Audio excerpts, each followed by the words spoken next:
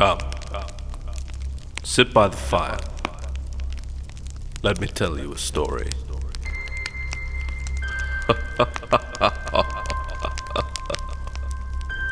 Tales of wonder, tales of light and dark. There are all manner of stories here, for I am the arm.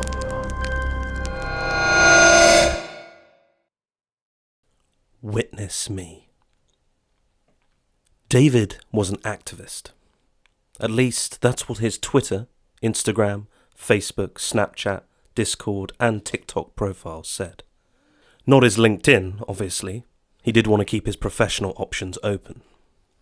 He was a card-carrying Labour Party member, proud vegan except for Christmas when he was safely in his own home and Mother was making her famous 3-bird roast.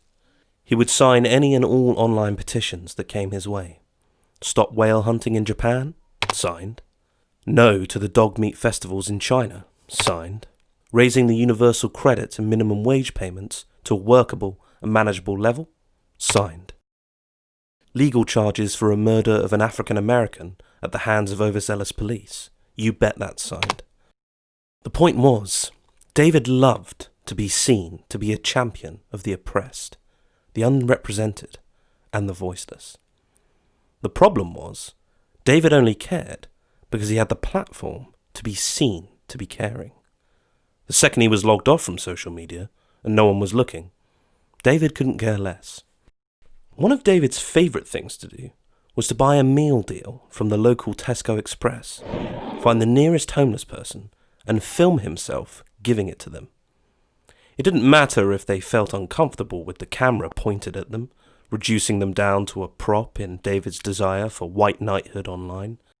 David was going to put them across the internet, receiving a heavily reduced tuna and sweet corn sandwich with no mayo. One day, when David popped into the Tesco Express to peruse the discount section for his next YouTube saver video, once he stepped outside, he realised his phone had died. Instead of continuing onwards with his altruistic deed, David threw the sandwich in the bin and promptly stopped in the pub next door, ordered a roast dinner with all the trimmings, 2 pints, and thought nothing of it. David's newest project was climate change and the impending ecological disaster that was facing the planet. When he came across Extinction Rebellion, you can bet your life David was at the protests. In fact, one of his first ideas was to glue himself to the commuter tube train service in central London at 7 a.m. What he didn't realise was that the tube was one of the most environmentally friendly transport options available to the general public, and that his act of defiant rebellion was actually endangering the lives and livelihoods of the working class public from attending their jobs. Even as they rained down blows and tore him from the train, he couldn't quite wrap his head around the idea that these people weren't thankful to him. He was thinking of them, wasn't he? Stopping the regimented machinations of an infrastructure that was killing them and the planet. When he was finally torn from the tube and lightly beaten for his trouble, David decided to stick to online-only protests. That way, he could stay at his parents' townhouse. No violence there outside of Dad's razor-sharp words after one too many glasses of red.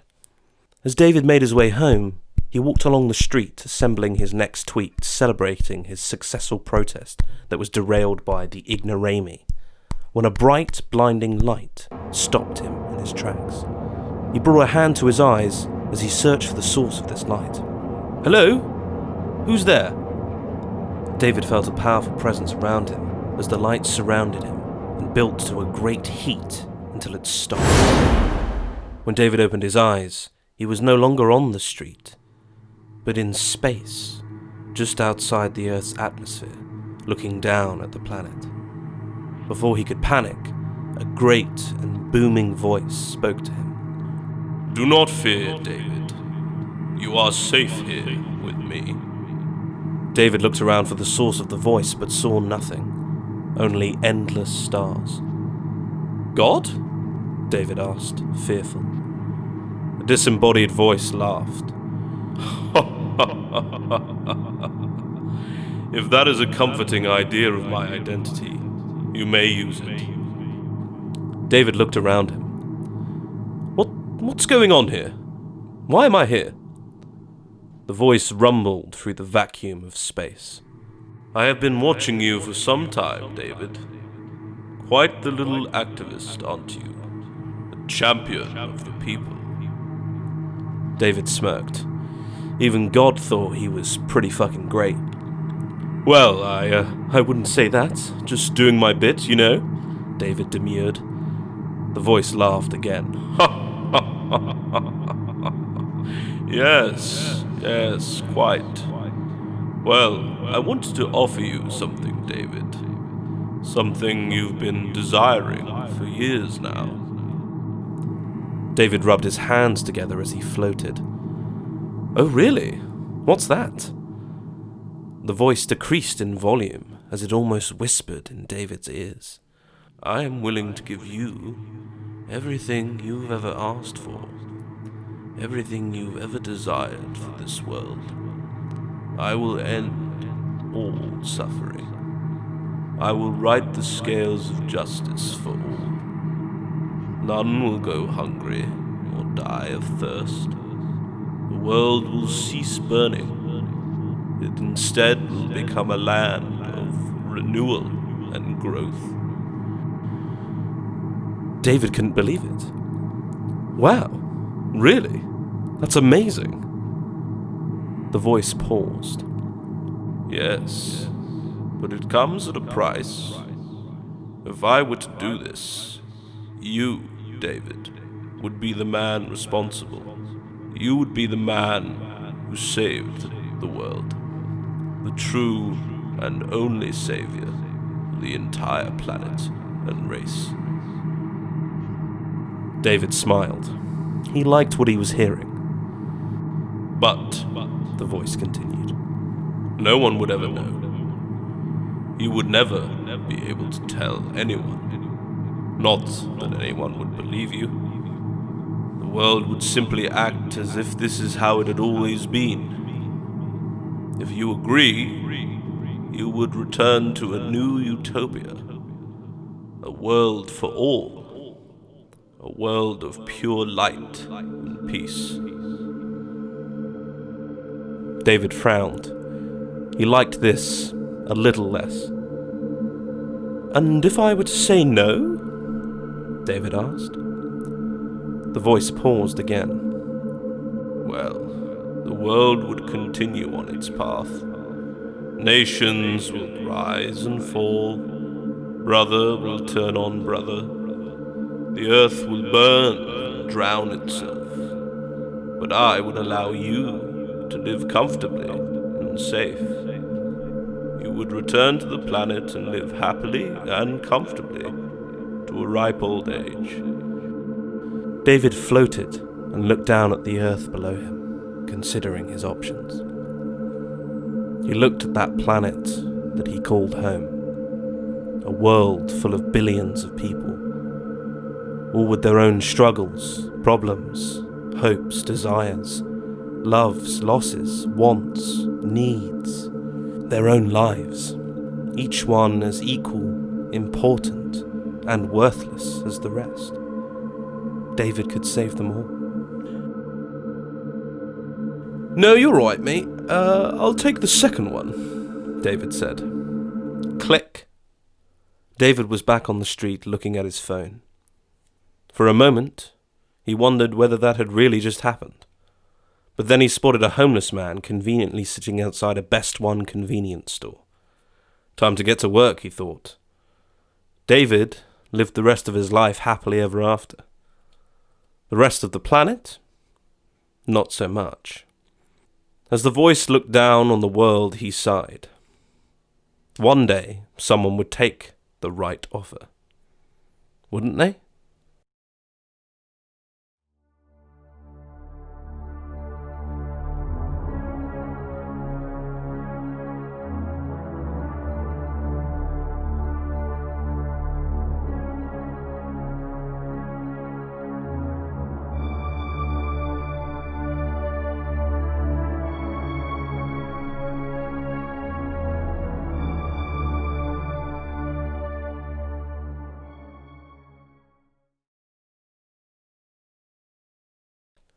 The room.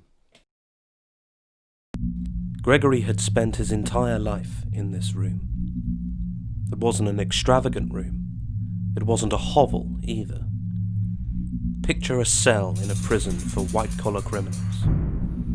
A medium-sized bed, a toilet with a shower and sink, and a TV setup with a chair and sofa. This was Gregory's place, his home, but it was not without purpose, because Gregory had a job to do. On the other side of the room, opposite the recreation area, was the console, a small computer with a keyboard and mouse. Above it, fastened to the wall, a garish-looking timer. Instead of digital numbers that changed every second, it was made from what seemed to be slick white tiles that folded over one another as time passed. Every 12 hours, on the hour, Gregory was to enter a code into the computer and reset the timer. He was never told why and had never asked, wondered, or even thought about it. This was his purpose. No need to question it, nor a desire to. Gregory wasn't sure of his age, who his family was or is, or whether he had spent any time outside this room before entering it.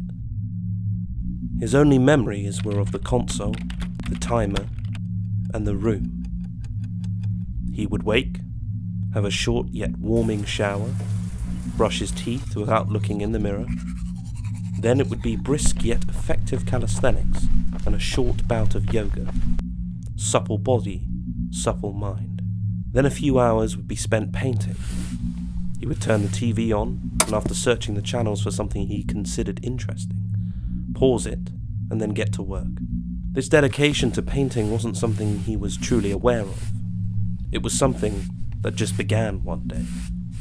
And every night, once he fell asleep, whatever he had painted was gone, replaced with more supplies, paints, brushes, pencils, pens.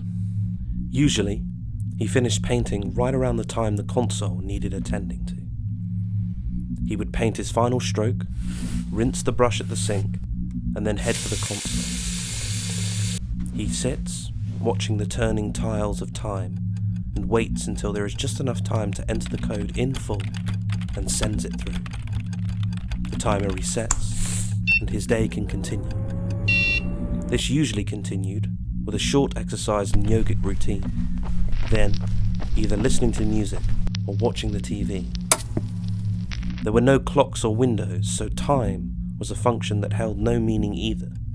Only the timer gave any indication as to how much time had passed in any given moment. So eventually, he would retire to sleep.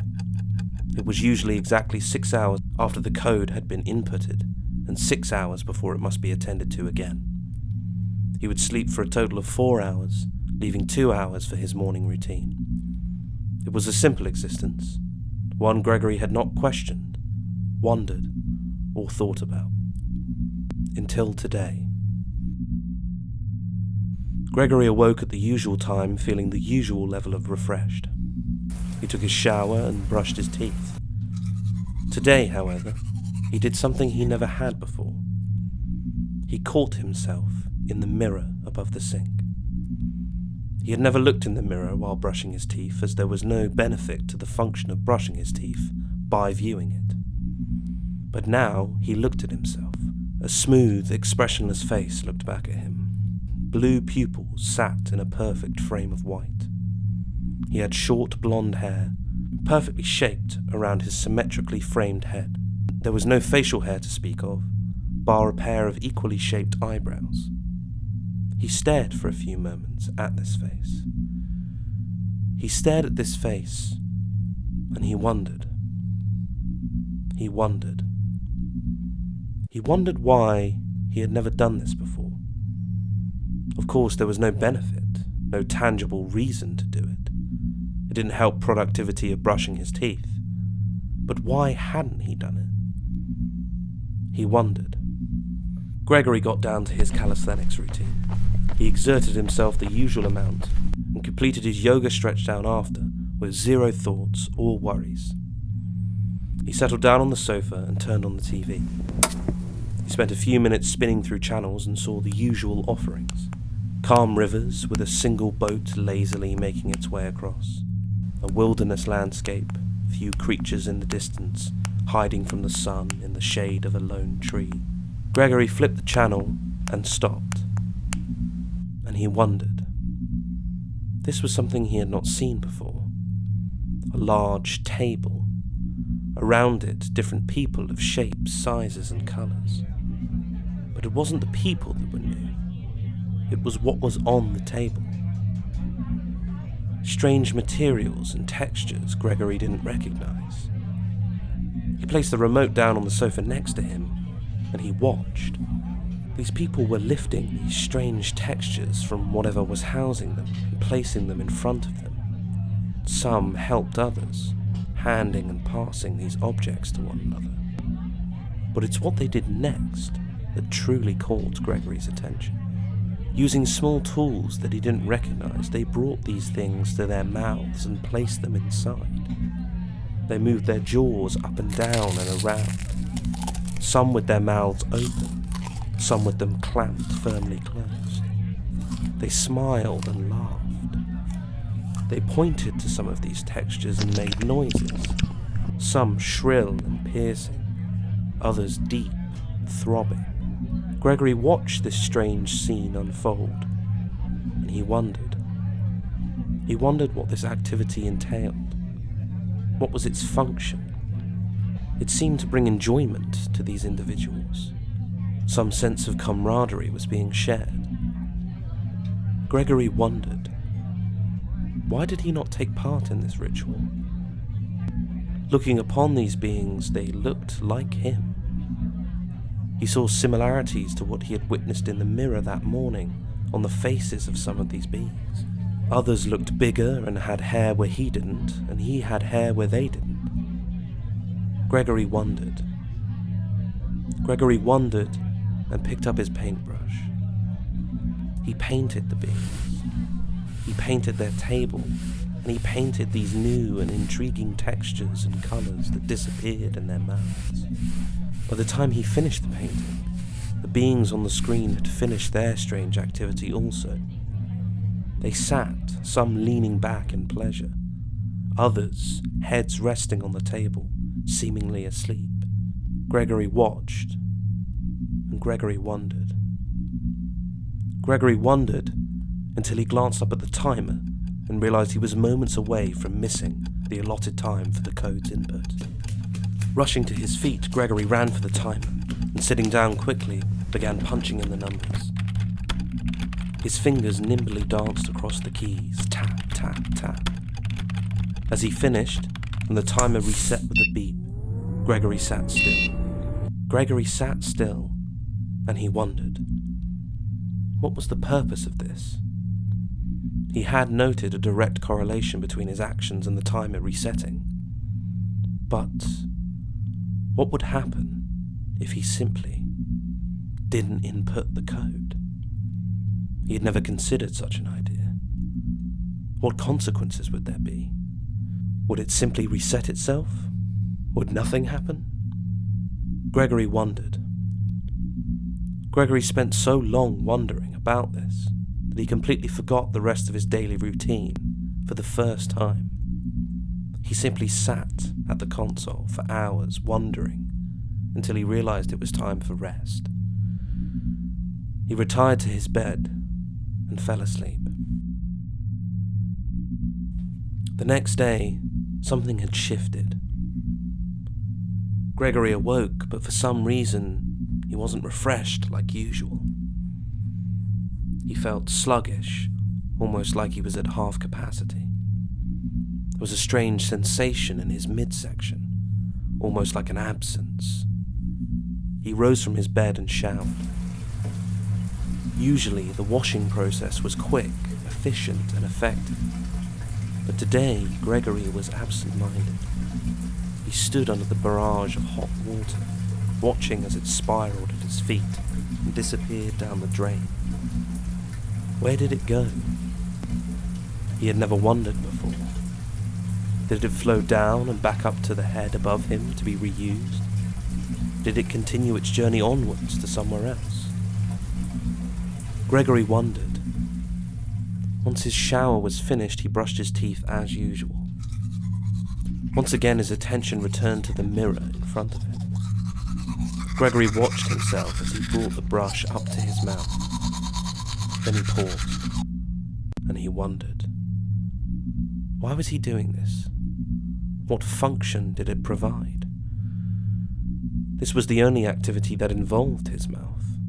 He didn't take part in the ritual that the individuals on television did. Was it something to do with that? Is that why there was an absence felt in his midsection? Gregory wondered. He wondered.